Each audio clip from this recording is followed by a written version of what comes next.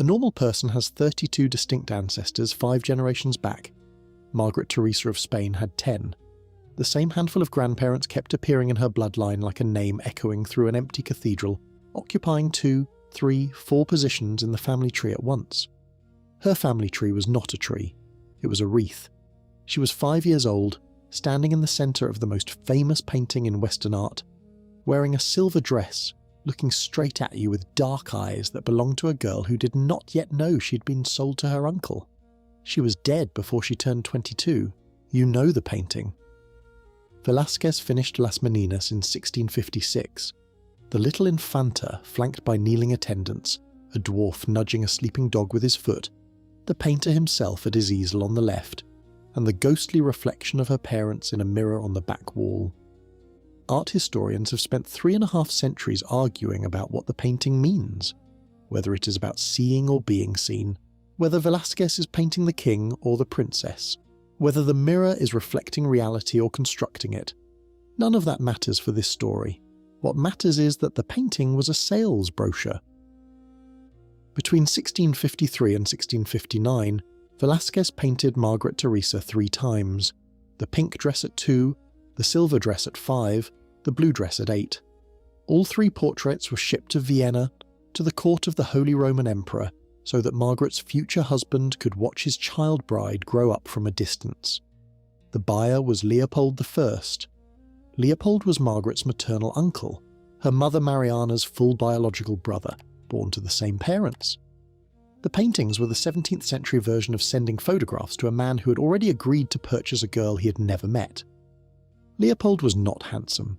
He had the Habsburg jaw in full bloom, the protruding lower lip, the elongated face, the heavy chin that 2 centuries of inbreeding had stamped onto every generation like a brand. He was, however, a real musician and a shrewd political operator, and he wanted Margaret for a reason that had nothing to do with affection.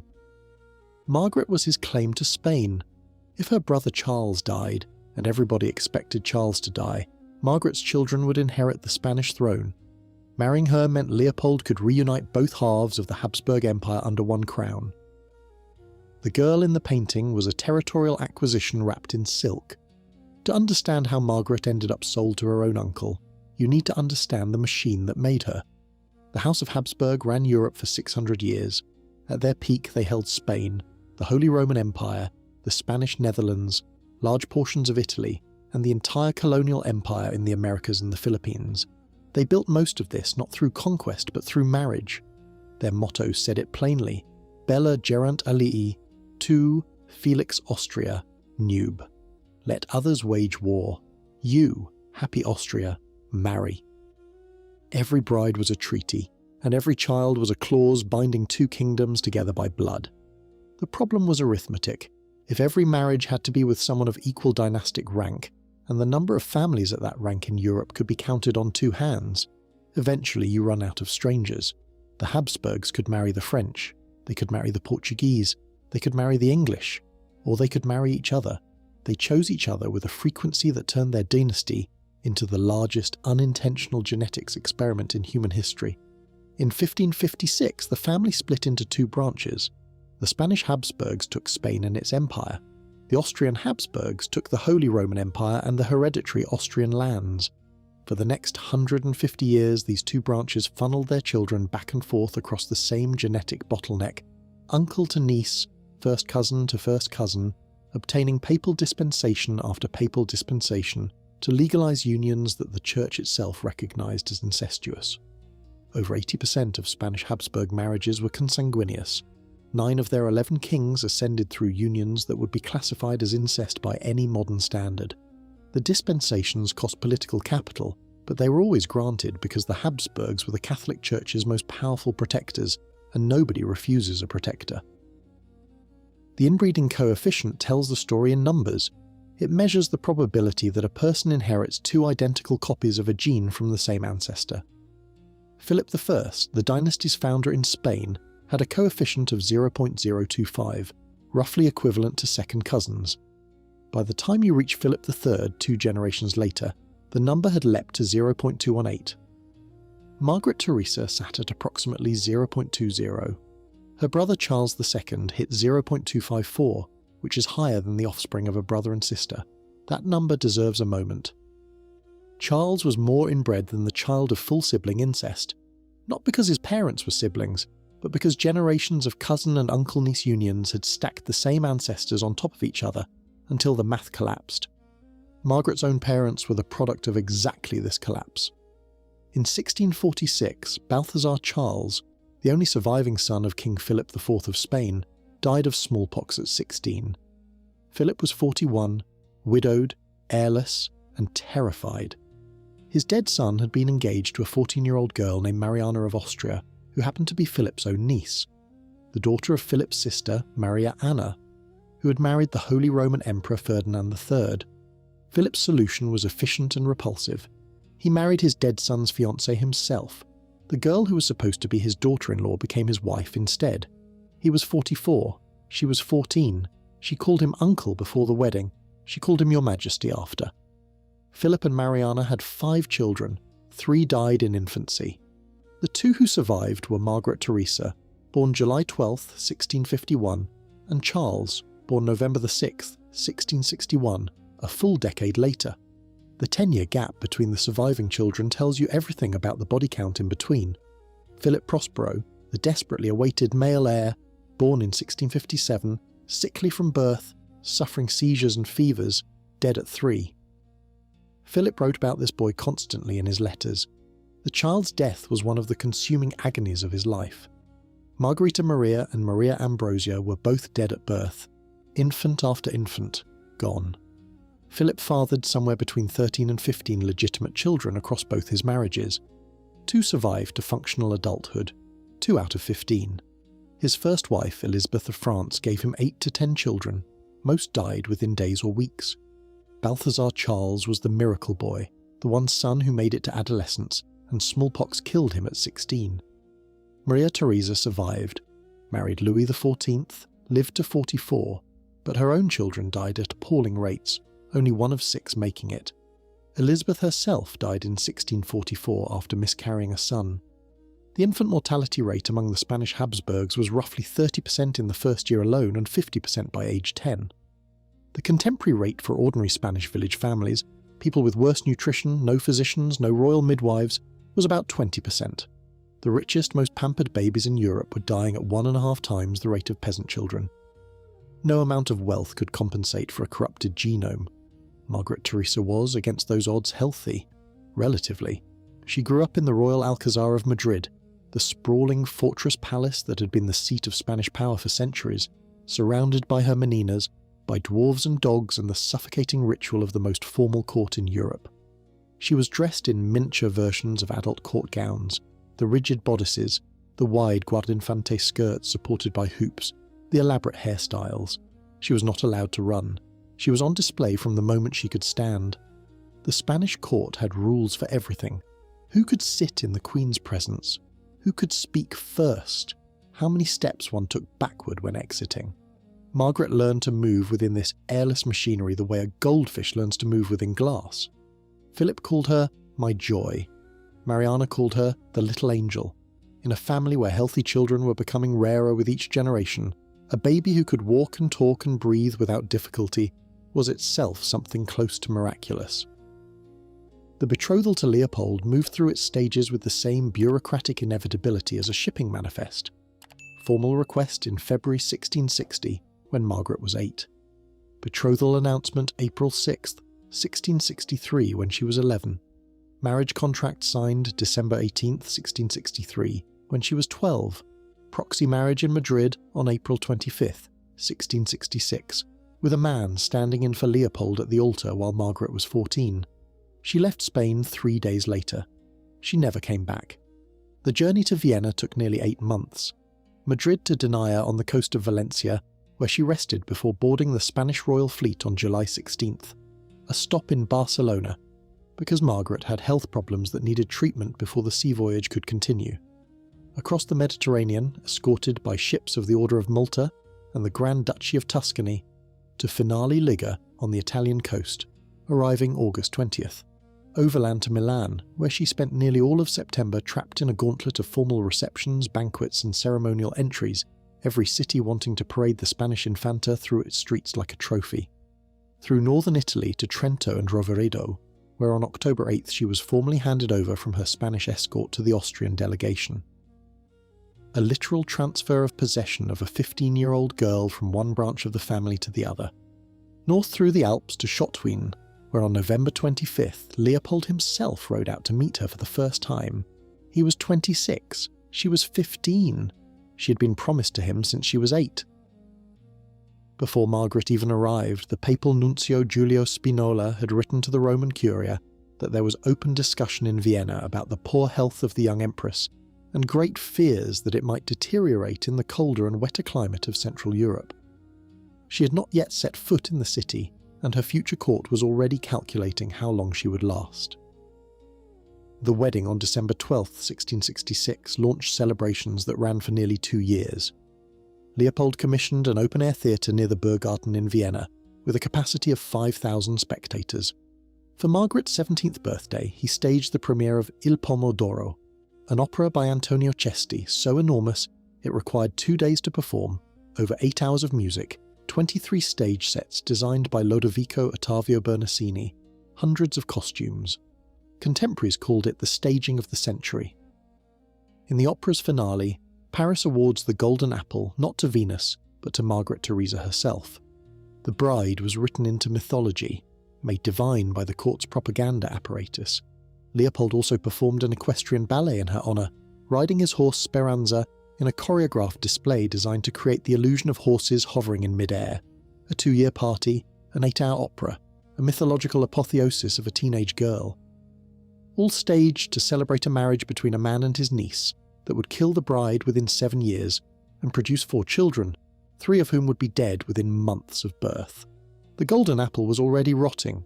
There is one detail about this marriage that sits differently from the rest.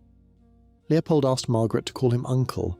In German Onkel, he called her Gretel, the diminutive of Margaret.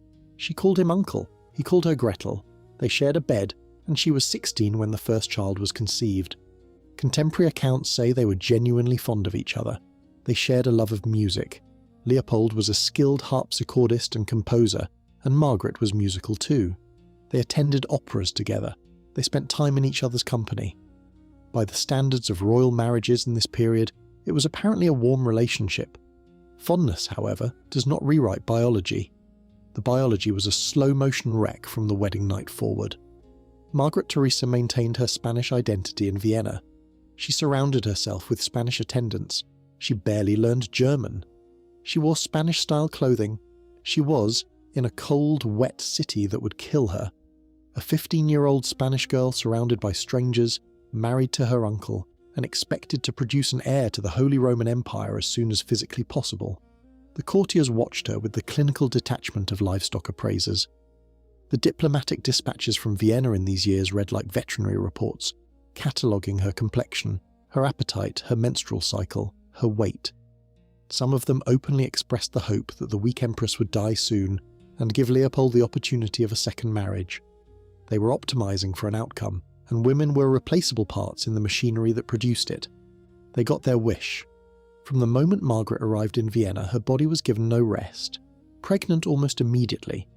From that point until her death, she was either carrying a child, recovering from labour, or grieving one she had just buried, in a loop that her body, weakened by the accumulated genetic damage of 2 centuries of inbreeding, could not sustain. She conceives right after the wedding. She is 16 years old. Ferdinand Wenceslaus is born September 28, 1667. The boy seems healthy at first. He dies January 13, 1668. 3.5 months old. Margaret is 17 and burying her first child. She conceives again quickly. Maria Antonia is born January 18, 1669. Maria Antonia survives. She's the only one of Margaret's children who will live past infancy. She conceives again while still recovering from Maria Antonia's birth. Johann Leopold is born on February 20, 1670. He dies on February 20, 1670. The same day, less than 24 hours of life, long enough to draw breath, to be held, to be named. Not long enough to see a sunrise. Margaret is 18. She miscarries. The records are sparse. Maria Anna Antonia is born February 9th, 1672. She lives 14 days. 14 days of feeding her, watching her breathe in the night, beginning to allow hope, then death. Margaret is 20.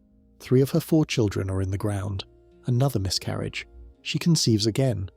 She's 21. She has been pregnant or recovering from pregnancy almost continuously for 6 years. Her thyroid gland has begun to enlarge. A goiter. Thyroid conditions bring fatigue, sensitivity to cold, heart irregularities, disrupted fertility, increased risk of miscarriage. Whether this was driven by her inbreeding, by iodine deficiency in the Central European diet, or by the accumulated stress of continuous pregnancy, it was a visible sign that her body was breaking apart. Contemporaries described her as pale, thin, and frequently ill. Behind the operas and the balls and the formal receptions, she was a young woman far from home, physically disintegrating, trapped in a cycle of biological duty from which the only exit was death. In late 1672, 4 months into her 7th pregnancy, Margaret developed a high fever. It persisted for 8 days. The contemporary diagnosis was bronchitis. In a body already gutted by 6 years of continuous pregnancy, thyroid disease, and the accumulated genetic toll of her bloodline, it was enough. Margaret Theresa died on March 12, 1673, at the Hofburg Palace in Vienna. She was 21 years and 8 months old. She was 4 months pregnant. The child she was carrying died with her. 7 pregnancies in 6 years, 4 live births, 3 dead infants, 1 surviving daughter, and 1 dead mother who was still carrying a child when the fever took her. Leopold was at her side. A diary entry from March 13th, the day after, records that the courtiers were unable to silence his weeping. He wrote, "My heart breaks, but always may your will be done." He called her his only Margareta. He remarried within 4 months. His second wife was Claudia Felicitas of Austria, an Austrian archduchess, 19 years old, also a Habsburg, also a close relative. Leopold married her on October 15th, 1673, 7 months after Margaret's death. Claudia also became pregnant immediately. She also died young, in 1676 at 22, after 2 pregnancies in 2 years, neither child surviving infancy. Leopold married a 3rd time, to Eleanor Magdalene of the Palatinate Neuburg, who was not a Habsburg. Eleanor lived to 55. She produced 10 children, several of whom survived to adulthood. The wife, who was not a Habsburg, was the one who lived. The pattern is impossible to miss and impossible to excuse. Margaret's only surviving child, Maria Antonia, inherited the curse at a cellular level. Her inbreeding coefficient was 0.3053, higher than 0.25, which is the value produced by a brother-sister union. Maria Antonia was more inbred than the child of full sibling incest, not through a single act, but through the accumulated weight of generations of consanguineous marriages, each one ratcheting the number higher. Maria Antonia was married at 16, the same age her mother had been when shipped to Vienna. She was sent to Maximilian II Emanuel, Elector of Bavaria. She had 3 children. Leopold, Ferdinand and Anton both died in infancy. Joseph Ferdinand, born October 28, 1692, survived past his 1st year. Maria Antonia herself died on December 24, 1692, at 23, 2 years older than her mother. The cause was postpartum complications following Joseph Ferdinand's birth, compounded by what contemporary sources describe as a deep melancholy. She traced her mother's path almost exactly, married young to a relative, pregnant immediately, dead in her early 20s from the consequences of childbirth, in a body too damaged to sustain it. Joseph Ferdinand, the grandson through whom Margaret Theresa's bloodline was supposed to inherit Spain, died in 1699 at age 6. Modern historians believe hydrocephalus, or a related condition, killed him. His death triggered the War of the Spanish Succession, one of the largest conflicts in European history, fought to determine who would inherit the empire the Habsburgs' inbreeding had made them incapable of holding. The curse moved through Margaret Theresa to her daughter, to her grandson, and then it ran out of bodies. Margaret's story cannot be told without her brothers. Charles II of Spain, born 10 years after Margaret, was the end of the line, the last Spanish Habsburg, the single most physically devastated product of royal inbreeding in recorded history. Same parents as Margaret, same uncle-niece pairing, same genetic roulette, but Charles drew the losing hand. He did not walk until nearly 4. He could not speak clearly for years after that. His lower jaw was so massively overgrown, mandibular prognathism at its most extreme, that his upper and lower teeth could not meet. He could not chew his own food. Everything had to be cut into tiny pieces or pre-chewed by servants. His tongue was too large for his mouth, macroglossia, causing him to drool constantly and rendering his speech so slurred that courtiers could barely understand him. He had epilepsy. His immune system was compromised. He had rickets. He was developmentally delayed, and he was infertile, married twice, unable to produce a child with either wife. He suffered chronic digestive problems his entire life, and by his 30s he looked elderly, his hair gone, his body wasted, barely able to stand. The Spanish called him El Hechizado, the bewitched.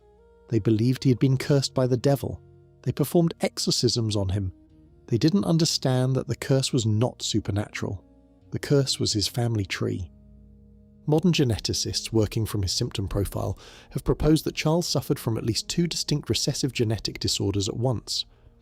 Combined pituitary hormone deficiency, a failure of the pituitary gland to produce adequate growth hormone, thyroid-stimulating hormone, and gonadotropins, which would explain his short stature, developmental delay, infertility, and premature aging.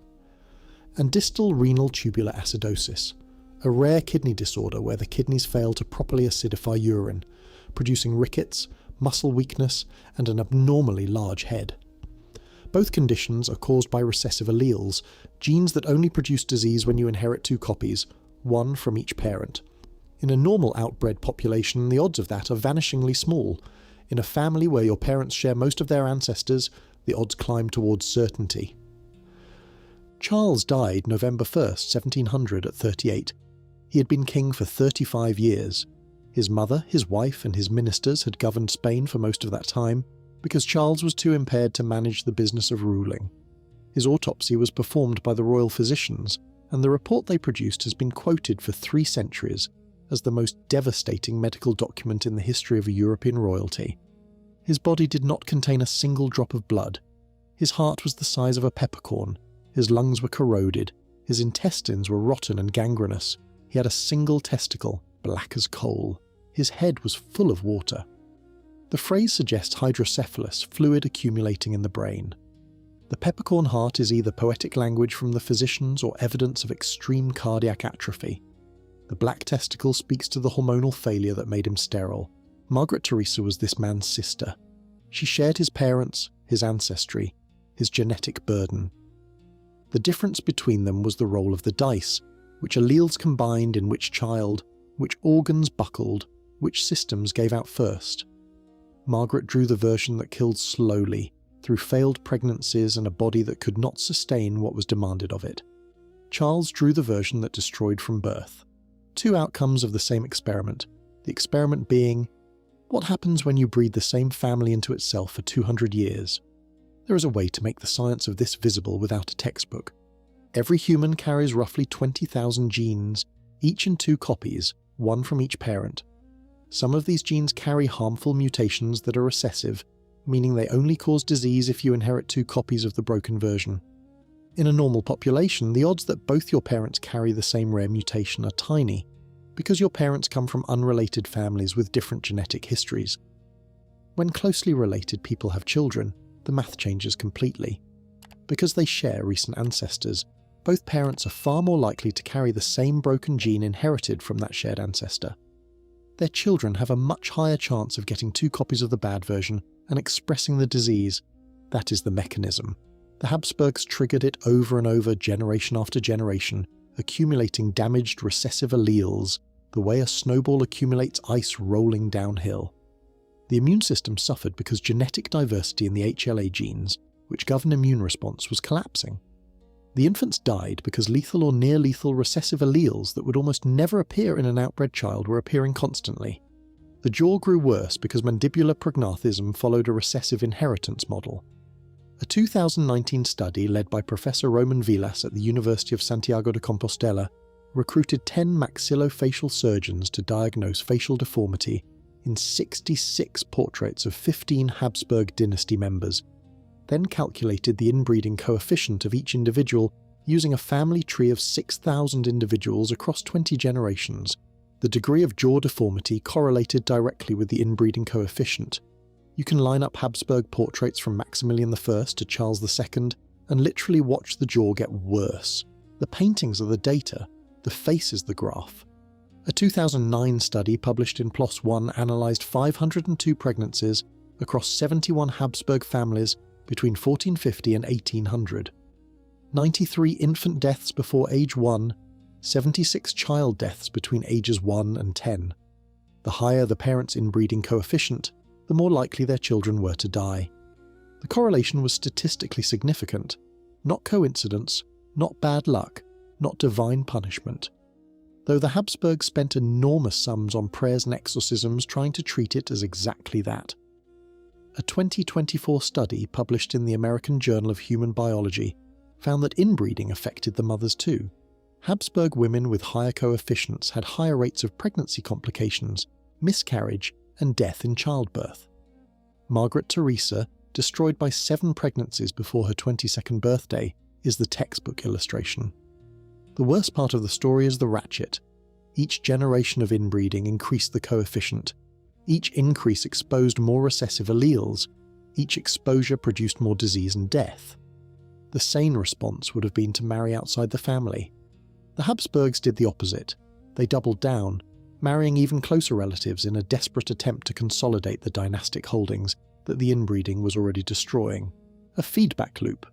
Inbreeding caused problems, problems caused desperation, desperation caused more inbreeding, worse inbreeding caused worse problems. The ratchet only turned one direction. The Spanish Habsburg line ended with Charles. He left no children. He left no heirs. He left a kingdom that his mother, his wife, and his ministers had been running for years because he was too broken to govern.